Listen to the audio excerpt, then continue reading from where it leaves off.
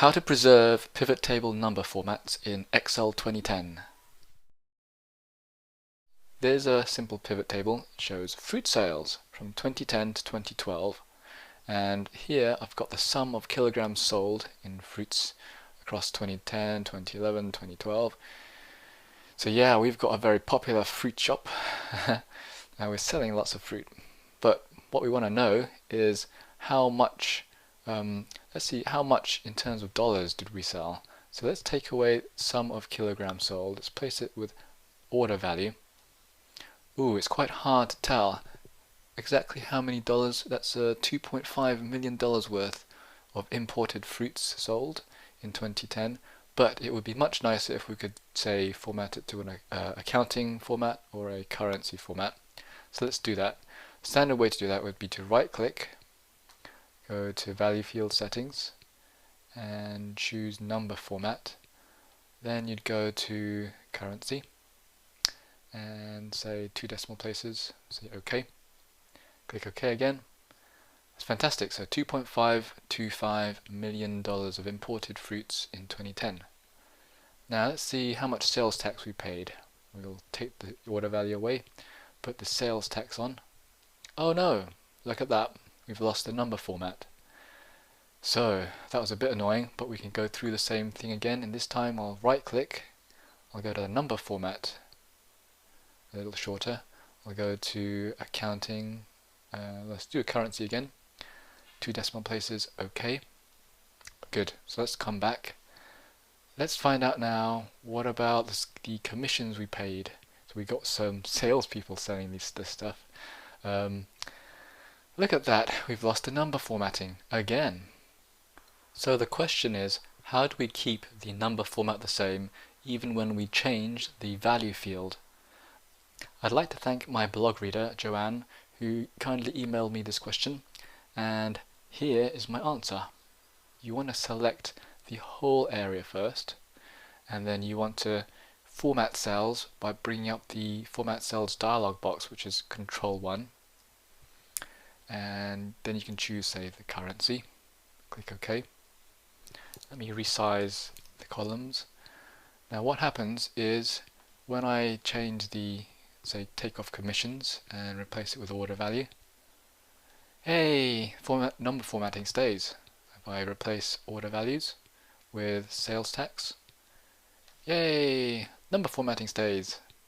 So what the trick is to do is select all the values and then bring up the number format dialog box with Control 1. So the number in format cells, and you can choose a custom cell formatting. So Joanne wanted the number format just like that. I'll press OK, resize, and now that remembers. So Excel remembers the number format.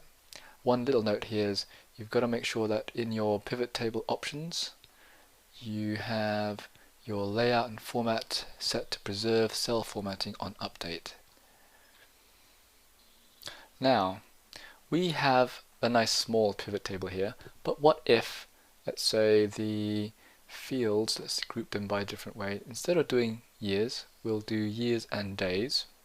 Watch what happens up here. So we've got every single day of the year where there's values, and that means the pivot table is so much bigger. So let me scroll over to the right and you'll see all this data over here.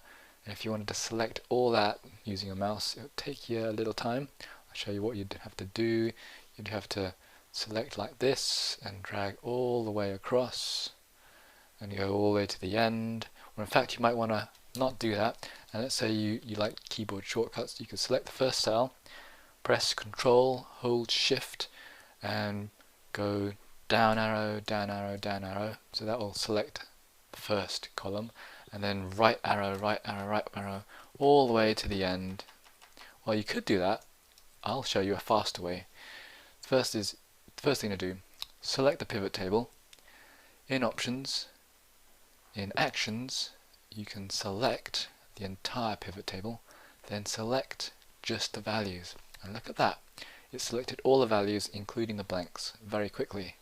And then let's say you want to change the number format, Control 1, Let's bring it back to general just to show you. So all of these are formatted to general, and then we can change let's change it to order values. And you look at that, the number formatting stayed general.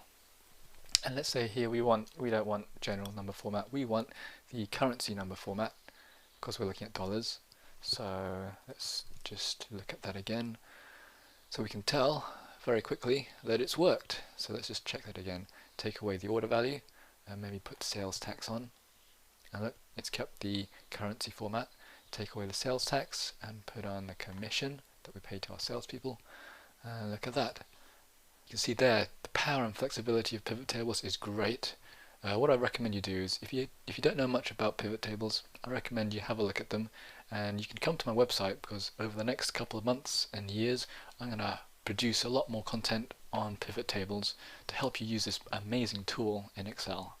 Alright, see you later. Bye.